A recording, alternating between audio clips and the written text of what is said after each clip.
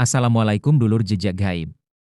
Kali ini kita akan ceritakan kisah nyata seorang pemuda asal Rangkas Bitung, Banten yang nekat melakukan ritual gaib untuk merubah nasib. Tapi sebelum lanjut ke ceritanya, dengan rendah hati kami tim jejak gaib meminta agar Anda semua untuk subscribe terlebih dahulu dan menyalakan lonceng agar Anda tidak ketinggalan kisah-kisah menarik yang akan kami suguhkan. Dengan subscribe, share dan komen, itu berarti Anda telah membantu kami membangun channel ini. Terima kasih dan semoga kita semua diberkahi dan selalu dalam lindungan Allah Subhanahu wa Ta'ala, serta diberikan rizki yang berlimpah. Amin. Kisah nyata ini bercerita tentang seorang pemuda asal satu daerah di Rangkas Bitung, Banten. Sebelumnya perlu diketahui, bahwa nama-nama tokoh dan nama tempat dalam kisah ini sudah disamarkan untuk menghindari hal-hal yang tidak diinginkan. Pemuda itu bernama Rohim. Pemuda pengangguran yang lahir dari keluarga sederhana. Kesehariannya dia hanya luntang-lantung karena tidak punya pekerjaan. Beberapa kali mencari pekerjaan ke sana kemari, hasilnya tetap sama. Tidak ada lowongan. Kehidupannya yang sulit itu akhirnya membuat dia nekat untuk mencari pesugihan demi merubah nasib. Tekadnya bulat. Apapun akan dia lakukan agar kehidupannya berubah lebih baik. Dia sudah bosan menjadi pemuda miskin yang kerap kesulitan dalam berbagai hal. Dia ingin hidup seperti pemuda lainnya di desa. Punya motor, baju bagus dan tentu saja punya pacar. Kehidupannya yang sulit membuat dirinya cenderung minder. Jangankan punya pacar, mendekati wanita saja tidak pede karena kehidupannya yang susah. Satu hari, dia menerima informasi dari sesama pemuda sepermainannya tentang seseorang yang bisa memberikan jalan pesugihan. Orang tersebut adalah Mbah Tholib. Orang terkaya di desa dengan rumah megah dan tanah di mana-mana. Rohim tertarik dengan cerita itu. Dia pun meminta diantar ke lokasi tempat tinggal Mbah Tholib.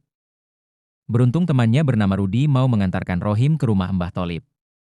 Di suatu hari yang telah ditetapkan, Rohim diantar Budi berboncengan motor ke desa tempat tinggal Mbah Tholib. Perjalanan dari rumah Rohim ke desa Mbah Tholib ditempuh dalam waktu hanya 1,5 jam. Lokasinya ada di desa X yang masuk wilayah Rangkas Bitung, Lebak, Banten. Tiba di rumah Mbah Tholib, kebetulan beliau ada di rumah.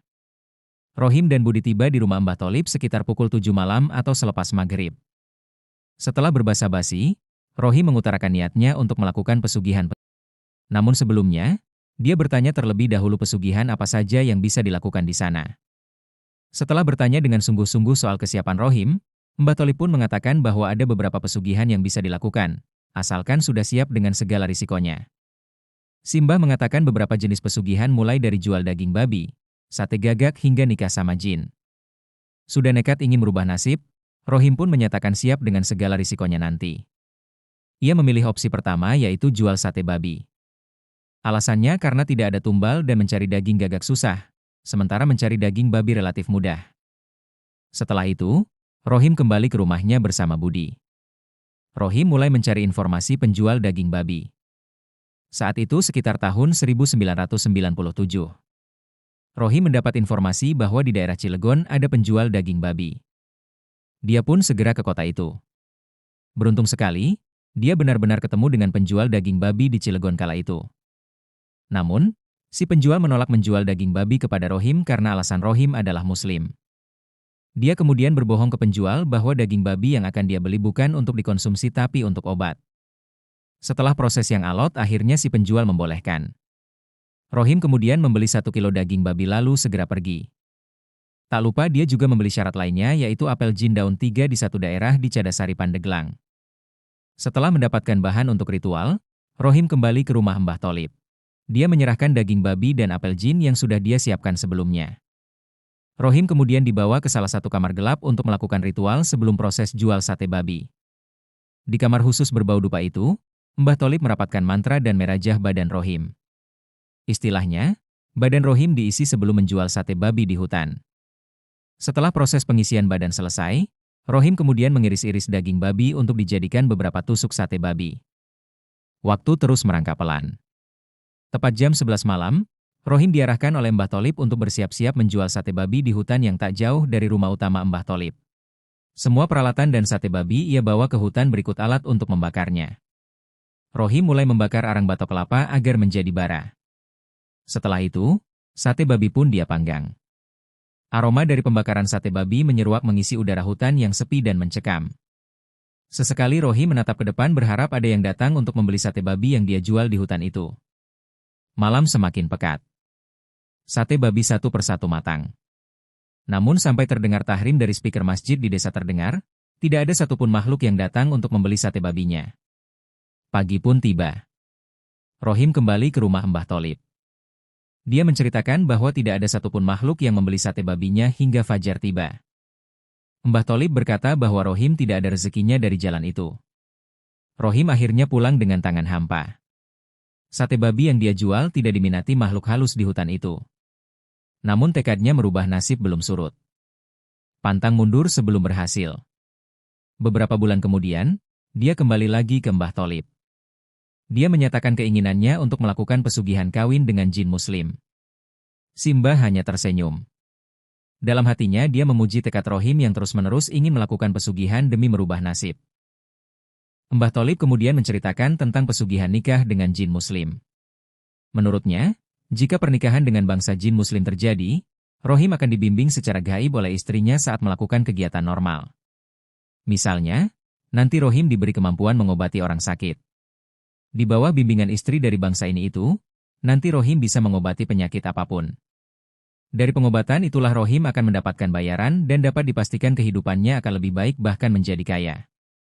Simbah juga mengungkapkan dampaknya di kemudian hari. Jika pernikahan itu berjalan dan suatu hari memiliki anak, maka Rohim akan diambil ke dunia jin karena anaknya nanti memintanya pulang. Terlebih jika anaknya perempuan, Rohim harus menjadi wali jika anaknya kelak ingin menikah. Meski berat akibatnya, Rohim sudah bulat tekad. Dia menyatakan siap melanjutkan ritual itu. Setelah sepakat dengan berbagai syarat yang harus disiapkan, Rohim pun datang dan siap dinikahkan dengan bangsa jin oleh Mbah Tholib. Sebelum dinikahkan dengan jin muslim, Rohim terlebih dahulu dimandikan dengan air kembang 7 rupa. Rohim diminta menanggalkan pakaiannya. Yang tersisa hanya celana dalam saja. Ritual mandi kembang 7 rupa itu dilakukan pas tengah malam sekitar pukul 12. Setelah mandi, Rohim kembali ke kamar gelap yang penuh aroma dupa. Dia lalu diminta oleh si Mbah untuk menelan kertas dengan tulisan 3 nama perempuan dari negeri Ajrok. Ijab kabul pun dilakukan. Walinya adalah Mbah Tholib sementara saksinya adalah Budi, teman setia Rohim. Setelah mendapatkan kode, seperti umumnya prosesi pernikahan, Rohim mengatakan, saya terima nikahnya dengan salah satu perempuan dari negara Ajrok. Prosesi pernikahan pun selesai. Rohim kemudian harus melakukan tirakat sendirian di kamar gelap itu selama 3 hari 3 malam sambil merapal mantra yang diberikan Mbah Tholib. Malam pertama, wangi dupa yang berasal dari pembakaran madat di kamar gelap itu memenuhi ruang. Dia duduk bersila sembari merapalkan mantra yang ditulis Mbah Tholib di secari kertas yang ada di depannya. Malam itu, sepi begitu mencekam. Bebunyian makhluk malam terdengar begitu lirih. Namun hingga malam rangka fajar, jin perempuan dari negeri Ajrok itu tidak kunjung datang. Saat subuh tiba, Rohim kemudian menjalankan sholat subuh di tempat itu. Setelah ia kembali merapal mantra yang masih ada di depannya. Kertas putih berisi mantra-mantra itu tidak berganti posisi. Dia tetap berada di tempatnya. Singkat cerita, memasuki malam kedua. Suara-suara aneh mulai terdengar. Geraman bahkan hembusan nafas dari makhluk astral terasa di kulit. Dingin dan sangat mistis. Rohim tetap duduk bersila. Dia tidak terganggu oleh suara-suara aneh itu, meski bulu kuduknya berdiri semua. Wangi dupa makin menyengat. Rohim menguatkan hati untuk tidak goyah.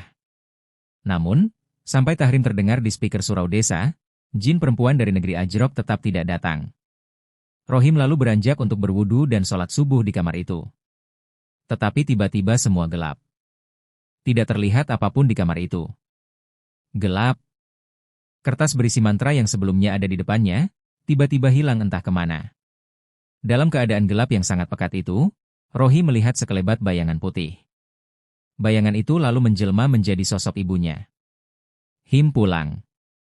Jangan diteruskan. Begitu bayangan ibunya berkata. Rohim kaget bukan kepalang. Setelah bayangan ibunya pergi, ruangan perlahan berubah seperti sedia kala. Tidak gelap dan dia bisa melihat sekelilingnya. Rohim pun luluh. Dia keluar dari kamar itu dan menemui Mbah Tholib di rumahnya. Mbah Tholib kaget.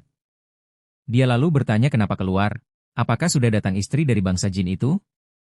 Rohim menjawab, Tidak ada Mbah. Yang datang justru ibu saya. Beliau minta agar saya tidak melanjutkan ritual ini. Setelah mendapatkan penjelasan itu, Mbah Tholib mengatakan bahwa Rohim memang tidak berjodoh dengan jalan itu.